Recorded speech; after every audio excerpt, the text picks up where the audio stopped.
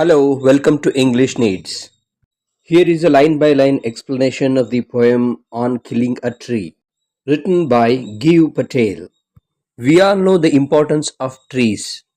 Indiscriminate deforestation is causing irreparable damage to this Mother Earth. Every educated man, every wise man talks about saving trees and planting trees. In this poem, Gieve Patel also gives the same message of saving a tree but in a different way. He tells about the ways of killing a tree, eliminating it completely. He says if you cut a tree, it will regenerate.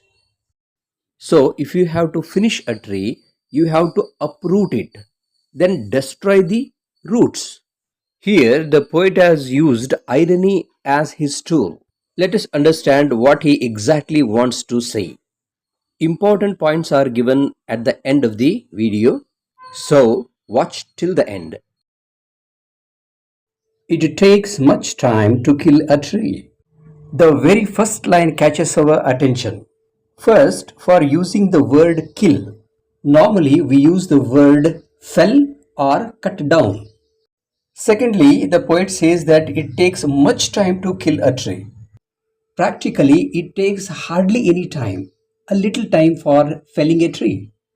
Further, the poet says, not a simple jab of knife will do it. It's not job, it is jab. Jab means hit hard.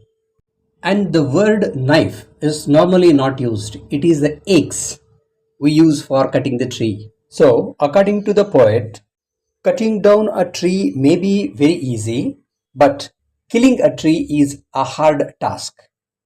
It has grown, slowly consuming the earth. Consuming the earth means taking the nutrients from the soil. Growth of a tree is a very slow process. The roots of the tree suck the nutrients from the soil and the tree keeps growing, rising out of it, feeding upon its crust. Crust is the upper layer of the earth. A seed becomes a sprout, absorbs the nutrients, and grows taller and taller. Feeding upon means consuming. Absorbing years of sunlight, air, water. While growing, a tree not only takes the nutrients from the soil, but also sunlight, air, and water. These all show that the process of growing a tree is a complex process, and it takes a very long time for a tree to come to maturity. And out of its leprous hide, sprouting leaves. The hard and rough outer surface of a bark of a tree is called as leprous hide. Leaves are grown in the form of buds. So, hack and chop, but this alone won't do it. It means you can't kill a tree just by hacking it or cutting and chopping it. Not so much pain will do it. It means the small pain what we give by hacking or chopping will not kill a tree. The bleeding bark will heal and from close to the ground will rise curled green twigs, miniature boughs. When we hack the tree, it is wounded, it bleeds, but it gets healed up soon and new buds come up and soon it becomes a miniature bow. Now, here is the answer for the question, why is it not easy to kill a tree? A tree doesn't die merely by cutting it. It regenerates. No, it means by merely cutting out the bark, we cannot kill a tree. The root is to be pulled out of the anchoring earth. Anchoring earth means the earth has gripped the roots very tightly. We have to pull out the tree right from the roots.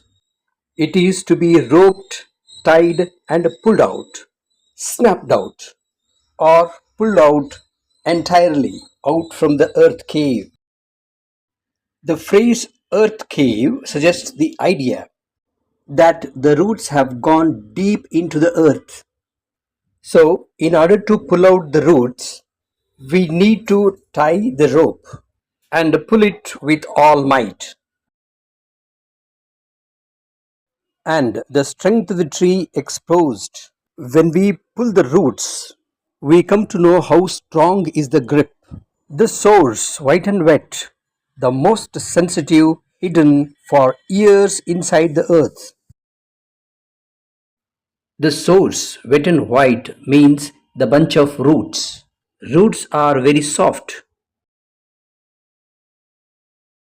Then the matter of scorching and choking in sun and air. After pulling out the roots from the earth, we have to expose them to the vagaries of hot sun and air. Browning, hardening, twisting, withering, and then it is done. When the soft roots are exposed to the hot sun, they become brown and they become very hard. Lastly, we have to break them into pieces. And then it is done means it is finished. That means now the tree is literally dead. It cannot sprout again. It loses the capacity of regeneration when its roots are destroyed. I hope now you have realized why the poet stated in the beginning of the poem that it takes much time to kill a tree, not a simple jab of knife will do it. Now let us know more about this poem. The first theme of this poem is creating or building is a difficult task and it takes a lot of time, patience, and energy to build or create something, whereas destroying is very easy. So, whenever someone wants to destroy something, he has to think a lot before destroying something. Second theme is creating is godly or humane while destroying is devilish.